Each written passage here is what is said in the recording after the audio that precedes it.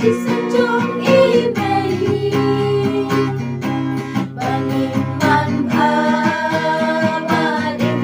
Sama berdei Sila palang Beukun Shenran jong imei Udei ukun Yom Barun marwei Ularang ba Pagulong Unay kasawsanya Kami kasnawum Isalapalang Indit kinsan ulang Ang hagag ni Kuningan let hanteng Haulong kasih Enay kung hagata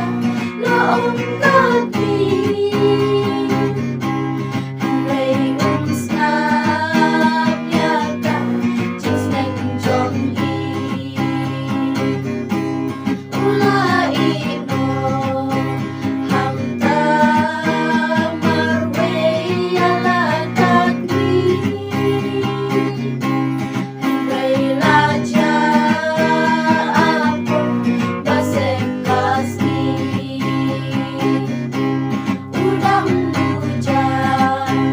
Udang bang Hamta ulung kasih Kinong bemrat Iwan manbeyai Ula palang Hamta napukilan Hakelimat yaum Ula